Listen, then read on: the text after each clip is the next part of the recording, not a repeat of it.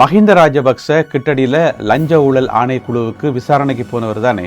அப்படி போன இடத்துல அவரை சுற்றி சில மர்மமான மனிதர்கள், அடையாளம் தெரியாத நபர்கள் சுற்றி திரிந்தார்கள் என்று சொல்லி அவருடைய கட்சிக்காரரை சொல்லியிருக்கிறார்கள். அதாவது அவருடைய ஊடக பேச்சாளர் சொல்லியிருக்கார்.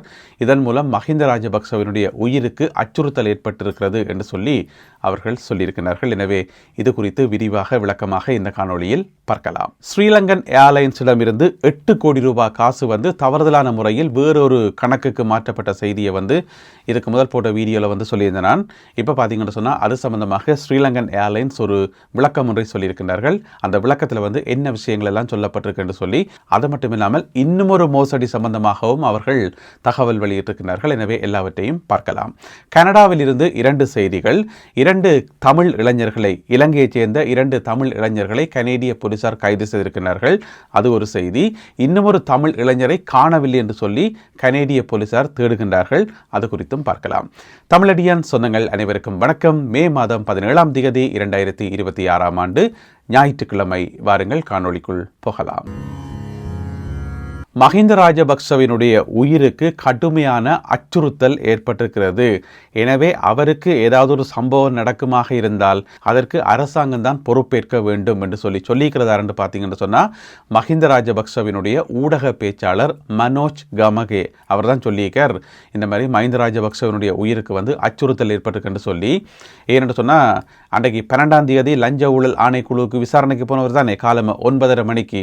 அப்படி போகக்குள்ள அங்கே பார்த்தீங்கன்னு சொன்னால் அந்த சுற்று வட்டாரத்தில் நிறைய பேர் வித்தியாசமான ஆட்கள் எல்லாம் நடமாடிக்கொண்டு திரிஞ்சவர்களாம். மஹிந்த ராஜபக்சவை சுற்றி அவர்களுடைய உடல் பரிசோதனை கூட செய்யப்படலையாம். அதாவது மஹிந்த ராஜபக்சவுக்கு கிட்ட அவர்கள் வரும்போது அவர்கள் யாருமே செக் பண்ணப்படாமல் அவர்களை அனுமதித்தார்களாம். லஞ்ச ஊழல் ஆணைக்குழு அதிகாரிகள், போலீசார் எல்லாம் கண்ணும் காணாமல் பேசாமல் விட்டிருந்தார்கள். எனவே அவர்களில் ஒரு பயங்கரவாதி கூட இருக்கலாமாம். பயங்கரவாதி என்று சொல்லி யாரை சொல்கிறார் என்று சொல்லி உங்களுக்கு விளங்கும் நினைக்கிறேன். எனவே அந்த பயங்கரவாதி தாக்குதல் நடத்துவாராம் மஹிந்த ராஜபக்சவுக்கு மேலே. ஏன்னு சொன்னால் இது மே மாதமாம். எனவே அப்படியான வாய்ப்புகள் நிறையவே இருக்காம். இதன் மூலம் மஹிந்த ராஜபக்சவினுடைய உயிருக்கு அச்சுறுத்தல் ஏற்பட்டிருக்காம் என்று சொல்லி மனோஜ் கமகே சொல்லி வச்சுக்கார். எனவே எது நடந்தாலும் அரசாங்கம் பொறுப்பேற்கணும் என்று சொல்லி. என்னண்டா, நீங்கள் தானே சொன்னீங்கள் நாங்கள் எல்லாரையும் அழிச்சிட்டோம், எல்லாத்தையும் முடிச்சிட்டோம் என்று சொல்லி. பிறகு பயங்கரவாதிகள் எங்கேருந்து வர்றது? அதாவது அவேண்ட கருத்தின்படி பயங்கரவாதிகள் எங்கேருந்து வர்றது? எனவே இப்போவும் கூட அந்த பயம் இருக்கு போலாம் கிடக்கு. ஏதாவது நடந்துருமோ, யாராவது குண்டு வச்சிருவினமோ என்று சொல்லி அந்த ஒரு பயம் இருக்கு போல கிடக்கு. இது முதலாவது. 2வது, இப்போ லஞ்ச ஊழல் ஆணைக்குழுக்கு அடிக்கடி விசாரணைக்கு போத்தானே வேணும். இனி அடுத்த முறை எப்போ விசாரணை தெரியாது. அந்த தேதி ஒன்று குறிப்பினது தானே. எனவே அதை ஸ்டாப் பண்ணுறதுக்காகவும் இப்படி ஒரு கதையை சொல்லலாம். அடிக்கடி லஞ்ச ஊழல் ஆணைக்குழுவுக்கு மஹிந்த ராஜபக்சவால் வெளியில் விரையலாது. ஏன்னு சொன்னால் அவருக்கு அச்சுறுத்தல் இருக்குது. விரும்பினா நீங்கள் வீட்டில் விசாரிங்க சொல்லி சொல்றதுக்கு அதற்கான ஒரு நாடகமோ இன்னும் தெரியல. எனவே அதை நாங்கள் பொறுத்திருந்தான் பார்க்கணும். இருந்தாலும் மஹிந்த ராஜபக்சவனுடைய உயிருக்கு அச்சுறுத்தல் இருக்குன்னு சொல்லி கனகாலமாக சொல்லி கொண்டிருக்கிறோம். அவருடைய பாதுகாப்பு படையினர் குறைக்கப்பட்டது தானே, வாகனங்களோட எண்ணிக்கை குறைக்கப்பட்டது தானே, பணியாளர்களுடைய எண்ணிக்கை குறைக்கப்பட்டது தானே. ஒவ்வொரு சந்தர்ப்பத்திலையும் சொன்னபடி இல்லை அச்சுறுத்தல் இருக்குது, வெளிநாட்டிலிருந்து சதிகள் இருக்குது, வெளிநாட்டு சதிகள் மூலம் மஹிந்த ராஜபக்சவுக்கு அச்சுறுத்தல் இருக்குன்னு சொல்லி அந்த காலத்தில் சொல்லி கொண்டிருக்கிறோம். ஆனால் மஹிந்த ராஜபக்சவுக்கு ஒன்றுமே நடந்த மாதிரி தெரியல. தானே. நேற்று காலமே ஒரு ரயில் விபத்தொன்று நடந்தது தானே. ஒரு பெட்டி ஒன்று தடம் பிறண்டு அதில் ஒரு 12 பேர் காயமடைந்தவர்கள். அது சம்பந்தமாக ஒருவரை போலீசார் கைது செய்திருந்தார்கள். ஏன்னு சொன்னால், அந்த தண்டவாளத்தில் இந்த நட்டுகளை கலட்டினவர் என்று சொல்லி. பிறகு அவரை கூட்டிக் கொண்டு போய் அவர்கிட்ட வீட்டில் செக் பண்ணி பார்த்தா அங்கே நிறைய நட்டுகள், ஆணியல், பிறகு அந்த தண்டவாளத்திலிருந்து கலட்டப்பட்ட 3 இரும்பு கோலுகள் எல்லாமே வீட்டில் பத்திரமா வச்சிருந்துக்கார். நான் நினைக்கிறேன் இதுக்கு முதல்ல வேறு எங்கேயோ தண்டவாளங்கள்லேருந்து கலட்டியிருப்பார் போலடக்கு. அதை ஒரு தொழிலாக செய்திருப்பார் போலடக்கு. அதனால அந்த பொருட்களை கைப்பற்றப்பட்டு அவரும் தொடர்ந்து விளக்கமறியல்ல வைக்கப்பட்டிருக்கார். இது ஒரு பக்கம் இருந்தாலும் இந்த ரயில்வே பாதைகள் இருக்குத்தானே, அது சீராக முறையில் இல்லை, அது ஒழுங்காக புனரமைக்கப்படையலை என்று சொல்லி ரயில்வே ஊழியர்கள் தரப்பில் ஒரு குற்றச்சாட்டு ஒன்று முன்வைக்கப்பட்டிருக்கு. இப்போ ஒரு ஆளை கைது செய்து விசாரித்தாலுமே கூட அது மட்டும் காரணம் இல்லை, இந்த ரயில்வே பாதைகளே சரியில்லை என்று சொல்லி ரயில்வே ஊழியர்கள் சார்பாக ஒரு குற்றச்சாட்டு ஒன்று முன்வைக்கப்பட்டிருக்கிறது. எனவே விசாரணைகள் தொடர்ந்து இடம்பெற்று வருகின்றன. ஸ்ரீலங்கன் ஏர்லைன்ஸ் நிறுவனத்திடமிருந்து 8 கோடி ரூபாய் காணாமல் போனமை சம்பந்தமான செய்திகளை ஏற்கனவே நாங்கள் பார்த்துருக்கிறோம். இப்போ ஸ்ரீலங்கன் ஏர்லைன்ஸ் அதுக்கு ஒரு விளக்கம் என்று சொல்லியிருக்குது.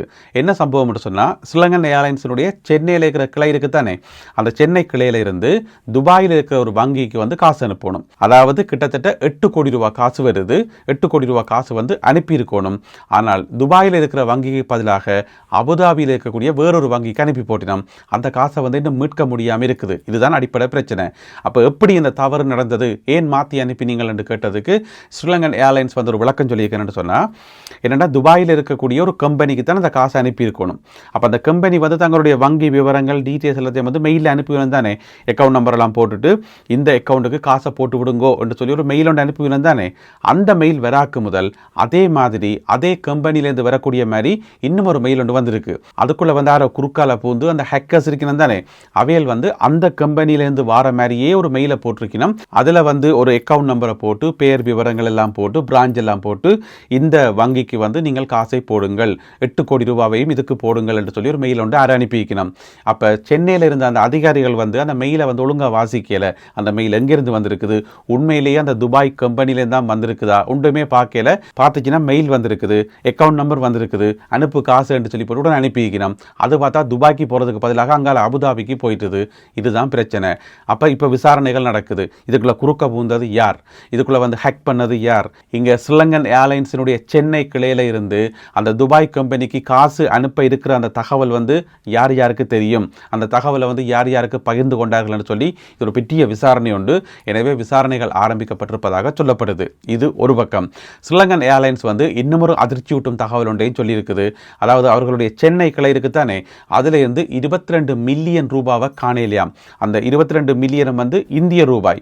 அவ்வளவு காசை காணல. ஏன் காணலன்னு சொன்னால், சென்னை ஆஃபீஸில் வேலை செய்யக்கூடிய ஒரு சில ஸ்டாஃப், அதாவது நிதி பிரிவில் வேலை செய்யக்கூடிய ஒரு சில ஸ்டாஃப் நீண்ட காலமாக மோசடியில் ஈடுபட்டு வந்திருக்கின்றார்கள்.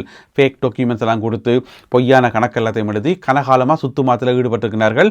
ஆஃபீஸுக்குள்ளேயே இருந்த ஒரு சில ஸ்டாஃப் ஒரு டீமாக சேர்ந்து வேலை செய்திருக்கிறார்கள். அதை இப்போ தான் கண்டுபிடிச்சிருக்கு ஸ்ரீலங்கன் ஏர்லைன்ஸ். அதில் 22 மில்லியன் ரூபா போயிட்டுது. எனவே அந்த 22 மில்லியன் ரூபா அப்புறம் இங்கால ஒரு 8 கோடி ரூபா ரெண்டுக்குமான விசாரணைகளை தாங்கள் முன்னெடுத்திருப்பதாக ஸ்ரீலங்கன் ஏர்லைன்ஸ் அறிவித்திருக்கிறது. ஒன்றுமே செய்யலாது. களவெடுக்கப்பட்ட வாகனங்களை அதிலே மாற்றங்களை செய்து மீள் விற்பனையில் ஈடுபட்டு வந்தார்கள் என்கின்ற குற்றச்சாட்டின் அடிப்படையில் கனடாவில் 4 பேர் கைது செய்யப்பட்டிருக்கின்றார்கள். 4 இளைஞர்கள். அந்த 4 பேரில் 2 பேர் எங்கடையாக்கள், இலங்கையாக்கள், இலங்கை தமிழர்கள். இந்த 4 பேரும் கைது செய்யப்பட்டு நீதிமன்றத்தில் முற்படுத்தப்பட்டு இப்பொழுது பிணையில் விடுவிக்கப்பட்டிருக்கின்றார்கள். அவர்களுக்கான அடுத்த வழக்கு தவணை ஜூன் மாதம் 12ஆம் தேதி நீதிமன்றத்தில் நடக்க இருக்குது. என்ன கேஸ் என்று கேட்டிங்கன்னு சொன்னால், நீண்ட காலமாகவே இந்த களவெடுக்கிற வாகனங்களை கொண்டு அதுக்கு மாற்ற வேண்டிய டாக்குமெண்ட்ஸ் எல்லாம் மாற்றி வாகனங்களில் சில பல சேஞ்சஸ் எல்லாம் செய்து டெக்னிக்காக யாருக்குமே தெரியாத மாதிரி நல்ல நுட்பமான முறையில் விற்று கொண்டு வந்திருக்கணும் கனகாலமாக. அதை இப்போ கிட்டடியில் கனேடிய போலீஸ் கண்டுபிடிச்சிருக்குது. இந்த கைது செய்யப்பட்ட 4 பேரும் பார்த்தீங்கன்னு சொன்னால் எந்தெந்த பகுதிகளை சேர்ந்தவர்கள்னு சொன்னால், அதில் கொஞ்சம் பேர் பிரம்டன் பகுதியை சேர்ந்தவர்கள், மற்றொரு ஆள் கிச்னர் என்று சொல்லப்படுற இடத்தை சேர்ந்தவர். பேர் விவரங்கள் இருக்குது, ஆனால் நான் பேர் விவரங்களை குறிப்பிட விரும்பல. சும்மா எங்கடையாக்களை பற்றி நாங்களே குறை சொல்லிக்கொண்டு நாங்களே குற்றம் சொல்லி கொண்டு இருக்கக்கூடாது தானே. எனவே அவர்களுடைய வயசை மட்டும் சொல்கிறேன். ஒரு ஆளுக்கு 32 வயது, மற்றவருக்கு 34 வயது. இப்பொழுது பிணையில் விடுவிக்கப்பட்டிருக்கின்றார்கள். அதாவது ஒன்டாரியோ கோர்ட் ஆஃப் ஜஸ்டிஸ் அந்த நீதிமன்றத்தில் தான் வழக்கு போய்கொண்டிருக்குது. ஜூன் மாதம் 12ஆம் தேதி திருப்பி வழக்கு விசாரணைக்கு இவர்கள் போகணும். எனவே விசாரணைகள் தொடர்ந்து இடம்பெற்று வருகின்றன.